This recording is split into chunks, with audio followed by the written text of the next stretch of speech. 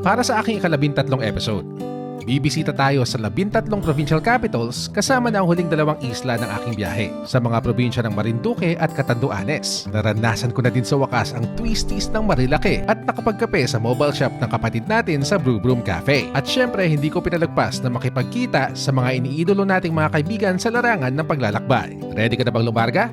Let's go in 3, 2, 1! King of the world! Philippine Love 2025! Tara na! 82 probinsya, gandang hindi maikukumpara. Hindi na kailangang lumayo pa, bago buong mundo, Pilipinas muna.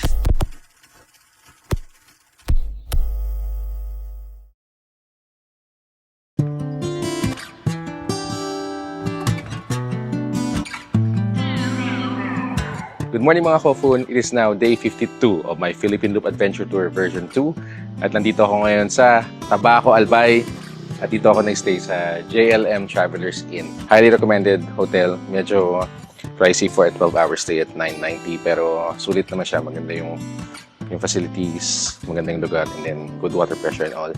Pero pinaka gusto ko yung katabing restaurant. Pangalan ay Top Secret Food Hub. Masarap yung mga silog nila dito and mag-enjoy kayo. 90 pesos lang. Ang dami na nung pagkain. So, if you're going to stay here in Tabaco, dito na lang kayo kasi masarap yung food sa tabi. Konting guide para sa mga gustong mag-side trip sa Catanduanes. 2 ang main seaports ng probinsya, sa Virac at San Andres. Mga 4 na oras ang biyahe mula Tabaco hanggang Virac, samantalang 3 oras naman mula Tabaco hanggang San Andres. Base sa Roro experiences ko, magkakaiba talaga ang patakaran ng shipping lines at pantalan. Kaya maiking magtanong agad sa guard para sigurado. Para sa Reyna Shipping Lines papuntang San Andres, kailangan muna magtungo sa checker na siyang magbibigay ng bill of lading tapos pipila sa ticket booth malapit sa gate para magbayad. Okay, so iba ang kukuhanan ng ticket for the PPA tapos iba rin yung cashier. Weird. Tapos na sa PPA, sampa na tayo sa barko. Let's go! Ang ganda naman ng sunrise. Sorry, but I just have to take the sunrise behind me. Nakasama ako sa shot. Yan. Diyos taumanik ang mga amin, Kofun ira. Rainbow is gracing us this morning. Sana nga lang di tayo abutan ng ulan dito sa labas. Sa 32 Roro na nasakyan ko sa trip na ito na siguro ang pinakamaganda at pinakamaayos na barko. Maluwag ang cabin, malakas ang aircon, at decent ang entertainment system. Pagdaong sa San Andres ay bumiyahe na ako agad papuntang Virac. Breathing in the fresh air of Catanduanes. Marahil nagtatanong kayo kung bakit hindi na lang ako dumiretso sa Virac. Personally, mas gusto ko sa barkong may pinakamaikling travel time para makapagmotor na ako sa lalong madaling panahon. Pakiramdam ko kasi talaga mas kontrolado ko ang biyahe ko pag nasa kalsada na at mas marami pang pagkakataon na makita ang ibang naggagandahang tanawin ng isang isla.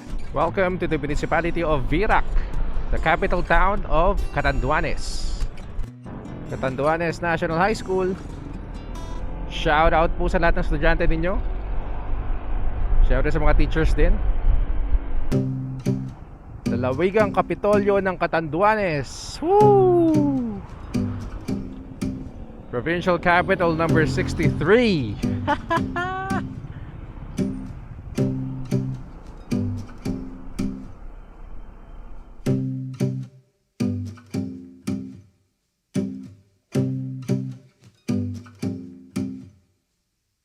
Ayan, so palabas na tayo dito sa Catanduanes Provincial Capital. Unfortunately, kailangan ulit ng approval for drone flying. Tapos minabasa rin kasi ako ng municipal ordinance sila na kailangan ng coordination with the governor's office and CAP. Wait for the approval at 12 noon kaso hindi na-uploaded. So, ito na lang muna. Video of Catanduanes Provincial Capital from the ground. Yeah. Welcome to Catanduanes Provincial Capital. Since hindi ako nakapunta sa Eco Park ng Masbate, dito tayo pupunta sa Eco Park ng Catanduanes. Haha! Coastline! Catanduanes! Barangay San Vicente. Apparently, the mangrove park I'm going to is on the other side of the river.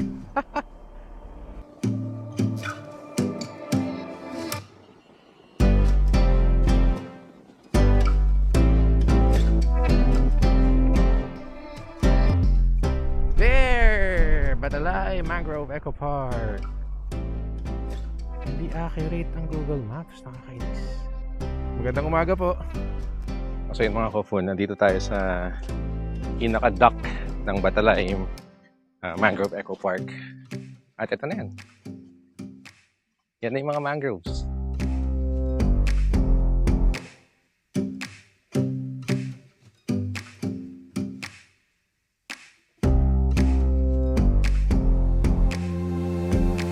And yun yung pathwalk na tinatawag nila. Tapos merong ginawang deck doon for bird watching.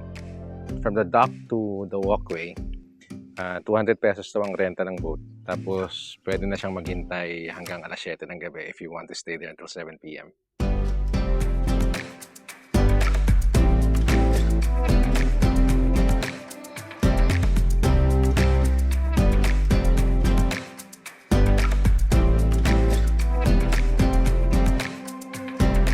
So I hope you enjoyed that aerial view of Batalay Mangrove Eco Park. Dito po yan sa Municipality of Bato, sa probinsya ng Catanduanes.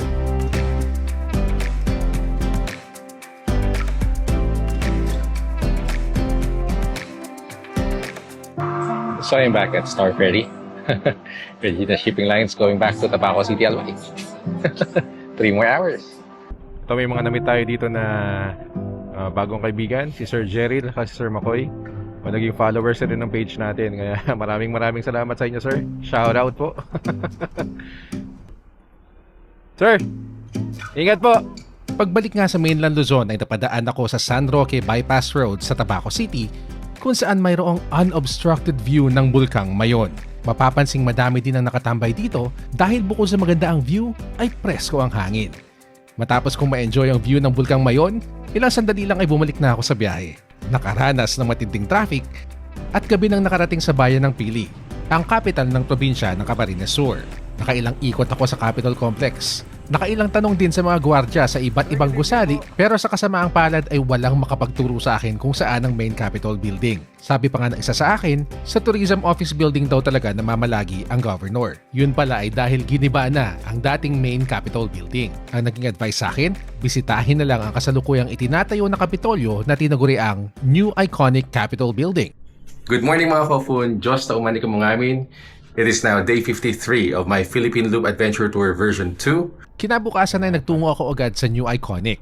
So, ito na nga mga Kofun, this is the New Iconic building. This is where the new Capitol building is being built.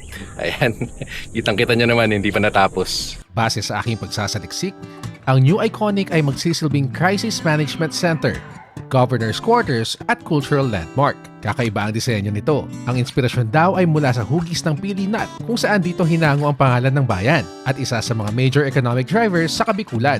Kahit hindi pa tapos ang istruktura ay kamangha-mangha na ang itsura kaya panigurado maganda itong balikan pag natapos na. Welcome to Naga City. Naga City na nga ba to? Naga na eh. Vista Mall, Naga. This is what I saw last year ng gabi.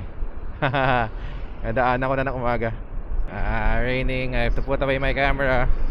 Pagdating ko sa bayan ng Libmanan, bumulagta sa akin ang pinakamabigat na traffic ng loop na ito. Napasalamat Lord na lang talaga ako dahil nakamotor kong nadatnan ito at napakadaling lusutan ang malapagong na daloy ng trapiko. Boss, bakit traffic?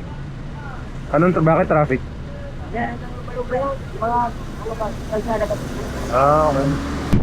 We are finally moving dito sa Libmanan, Camarines Sur. Grabe yung traffic, mga 30 minutes yan. Naging madali na din ang pagpasok ko sa Camarines Norte kaya madali ako nakarating sa bayan ng Daet kung saan nakatayo ang Kapitolyo. Camarines Norte, Provincial Capital. So yun, nandito tayo ngayon sa harapan ng Camarines Norte, Provincial Capital dito sa Municipality of Daet, Camarines Norte. Alay sa Diyos, alay sa bayan. Labo, Camarines Norte. Narating ko na din ulit ang sikat na gateway to Bicolandia Arc sa boundary ng Santa Elena, Camarines Norte at Calauag, Quezon. Welcome to the gateway of Bicolandia. I am officially in the province of Quezon.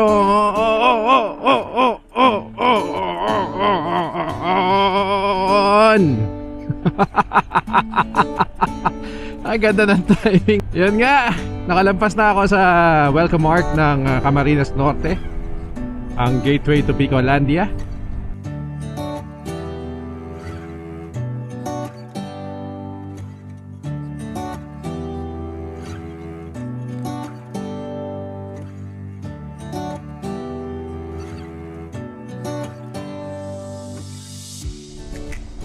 Welcome to Atimonan! Siyempre mandatory ang dumaan sa Bitukang Manok. Isa sa mga lugar na pakiramdam mo hindi kumpleto ang Philippine Loop pag di mo pinuntahan.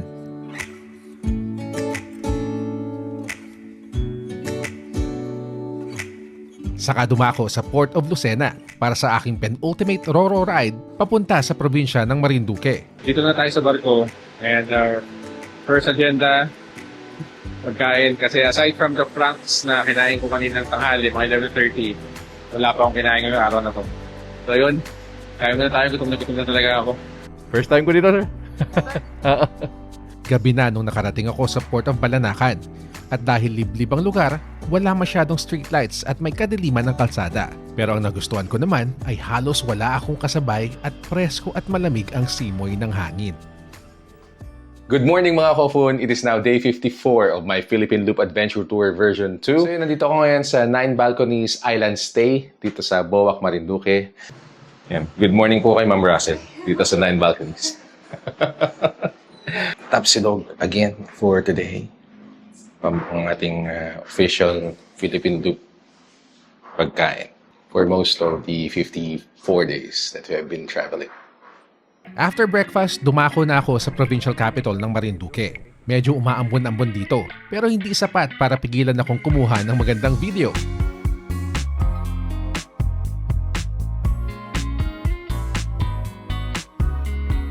Isa sana sa pinaka-highlight ng biyahe dito sa Marinduque ay ang pagbisita sa Luzon Datum, ang tinuguriang geographical center at heart ng Pilipinas. Ngunit, subalit datapwat, paalis na ang unang biyahe ng Roro pabalik ng Lucena, kaya hindi na kinaya ng oras. May nakapagsabi din na madulas ang kalsada dahil maulan kaya hindi advisable umakyat sa mga oras na ito. At eto na nga, on my 54th day, sasakay na ako sa pinakahuling Roro ferry ng aking Philippine Loop version 2, Batanes to Tawi-Tawi journey. Honestly speaking, medyo naging emosyonal ako dito.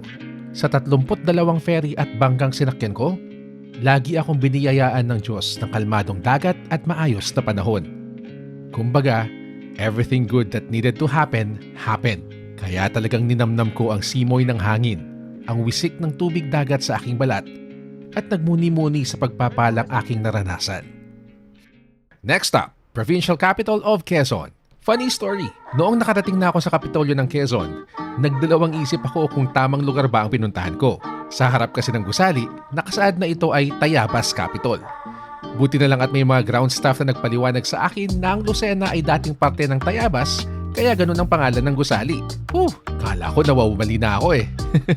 Sunod ko namang binisita ang nag-iisang kapatid ko sa San Pablo City. Natawa na nga lang din ako at hindi niya ako nabusesan at tinakalang parcel delivery rider ako. Tigilan mo nga ako. Ano yun? Hindi mo kilala kapatid mo. Hindi ako nakilala. Namiss ko man ang kapatid ko pero hindi rin ako nagtagal dito. Dahil may mga kailangan pa akong puntahan ngayong araw. Isa na dyan ay magpunta sa bayan ng Nagcarlan para makipag-meet up sa isa sa mga naging inspirasyon ko na gawin din ang Philippine Loop. Meet John Bagabagon o mas kilala sa creator name niyang John Fox. John Fox in the house! Grabe to. Di ko kaya ginagawa ngayon ito. Parang nalito ko doon sa Philippine Loop namin. Yung loop namin talagang literal na loop lang.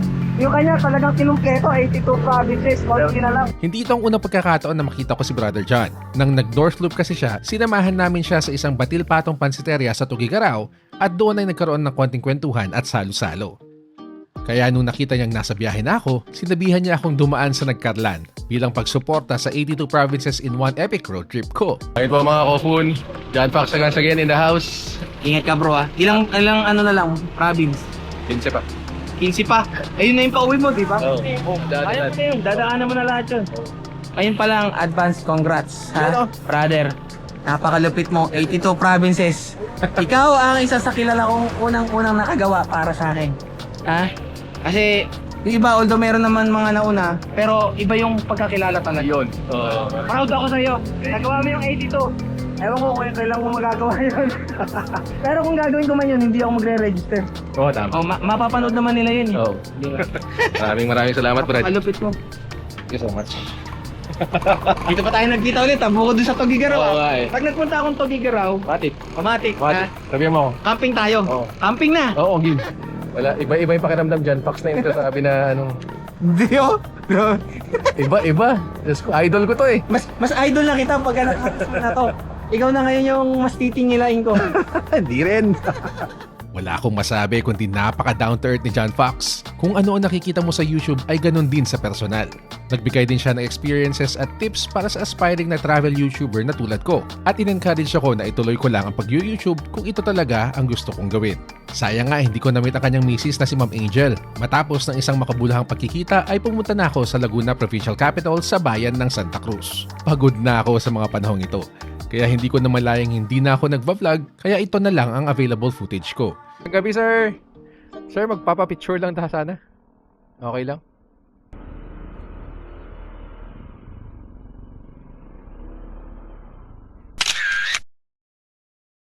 Ilang sandali lang ay nag-check-in na rin ako sa Asia Blooms Hotel para magpahinga. Good morning mga Kofun! It is now day 55 of my Philippine Loop Adventure Tour version 2. At ngayon nandito tayo sa Santa Cruz, Laguna. Isa sa mga pinag-usapan namin ni John Fox kagabi, ang recommended route niya papuntang Marilake Highway. Mula Santa Cruz, dumaan ako sa Pililla, nakita ang mga windmills hanggang narating ang infamous na Mountain Highway. Isa lang talaga ang pakay ko dito. Ang mabisita sa unang pagkakataon ang viral na motorcycle pop-up cafe, ang Brew Broom Cafe ni Cap John Rule. Ayun, kasama natin si Sir John. Buong loop ko, ito yung pinakaabangan kong daanan para lang makapunta dito. Kasi request ng mga kasama natin sa Gensan. Oo, sir. Request ng mga kap natin sa Gensan na dumaan. Daan ako dito. Kasi nung nag-loop sila, hindi sila nakadaan. Dito ko lang na-realize kung bakit perfect complement ang kape sa Marilake. Dahil napakalamig pala ng lugar. Eksakto at katabi din ng Brew Broom Cafe ang munting tindahan ng piyaya ng R2. Ayan, good morning mga Kofu. Nandito ako ngayon sa Marilake at kasama ko si Ma'am Ruth at si Mama Ann dito sa R2 Piyaya. Ayun. Bumili tayo ng 8 pieces na piyaya. Yan. Ito mga Kofu, every weekend lang daw sila. Tapos katabi ni Sir John ng Brew Broom Cafe, nakap natin sa ADV 160 yan. So kung gusto niyo ng kape doon, tapos gusto niyo ng pagkain dito, ayan o. Eksakto, partner na partner. Dito na nga tayo sa Marilake. We're enjoying piyaya and caramel macchiato from Brew Broom Cafe. Sa wakas, nakapunta na dito, Cap Jonald. Ayan, shoutout sa'yo, para sa'yo to. Ay, nakakuha pa tayo ng sticker ng Brew Broom Cafe. Cap, thank you! Pagkatapos magpainit ng sikmura, balik kalsada na ako para makipagkita sa dalawa sa mga iniidolo ko pagdating sa travel and adventure. Salamat din nga pala kay Cap Benji ng BNVT Moments para sa napakagandang picture ko sa Marilake. So nandito ako ngayon sa McDonald's sa Santa Lucia, malapit sa SM Masinag. Hinihintay ko lang si Ranger kasi dito yung meet-up place namin ngayon. Tapos kausap ko din si Brother JR Dizon. Ayun, taga dito lang din siya sa area na to sa Antipolo. At pupunta na rin siya dito, mag-meet up kami bago kami pupunta sa provincial capital ng Rizal.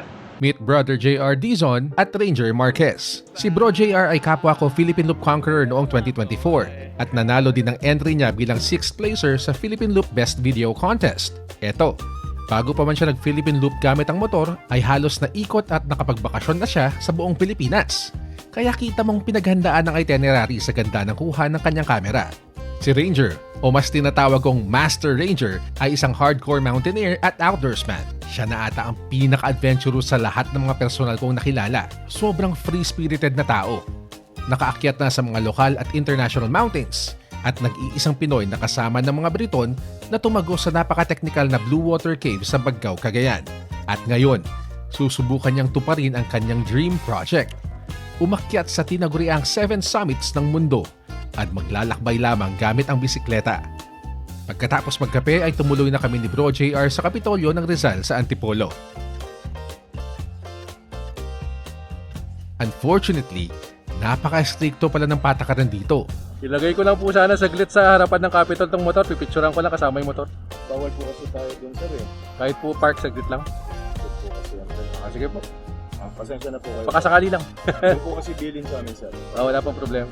Dahil hindi kami pinayagan ng gwardya na makapag-selfie sa harap mismo ng Capitol Building. Kaya doon na lang kami sa labas ng bakod kumuha ng litrato. At nalibre pa nga ang lunch ko ngayon dahil nagpa-samgyup si Bro JR. Dami namin napagkwentuhan. Nag-alok pa nga siyang matulog ako sa bahay nila pero gahol na talaga sa oras kaya kinailangan kong tumanggi. Kung naaalala nyo yung ilang beses kong binanggit na Bro JR sa Eastern Summer episode ko, ito na nga pala siya. Ilang sandali pa ay nagpaalam na kami sa isa't isa at pumunta na ako sa aking next destination, ang provincial capital ng Bataan. Nakapagmotor na ako dati dito noong unang North and Central Zone Loop ko, kaya pamilyar na ako sa kalsada. Yun lang ay gabi na nga ako nakarating sa Balanga at dali-dali nag-selfie sa lumang fasad ng Kapitolyo. Dapat dito na rin ako matutulog, pero pagtingin ko sa original itinerary ko, dapat nasa Bontoc Ifugao na pala ako ngayon. So I had to go as far as I can.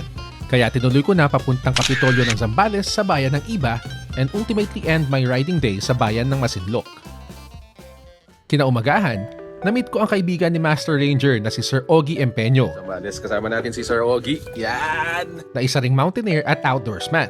Nagsalo sa simpleng umagahan at kwentuhan at matapos noon ay pumunta na ako sa tourism office ng Masinloc. Isa sa mga pinaka-aabangan kong puntahan ang Coteau Mines dito sa Masinloc. Ngunit sa kasamaang palad, hindi ako binigyan ng permit ng tourism office dahil sa napipintong pagpasok ng isang bagyo sa Pilipinas. Baka sakaling pwede pong pumunta ng Coteau Mines. Close po ang Coteau Mines. Pero hindi naman po ako Close po talaga, sir. Pag sinabing closer, hindi kami nagpapapasok po talaga. Alright. For safety na rin po kasi dahil mismong MDRRM po ang nagbaba ng abiso directive. Okay. dahil po dun sa LTE. Alright. Sige po. Thank you. Nakakalungkot, pero wala akong nagawa. Better luck next time, ika nga. Mula Zambales, binaybay ko ang magandang kalsada ng Maharlika Highway papunta sa Kapitolyo ng Pangasinan Province, La Union Province, bago nakarating sa Baguio City at La Trinidad kung saan doon makikita ang sikat na Strawberry Farm at ang Benguet Provincial Capital. And with that, nakarating na tayo sa 74 provincial capitals ng Pilipinas. 8 na lang at kompleto na ang goal. Abangan sa susunod na video ang huling yugto ng aking Philippine Loop version 2. Hindi na kailangang lumayo pa. Bago buong mundo, Pilipinas muna.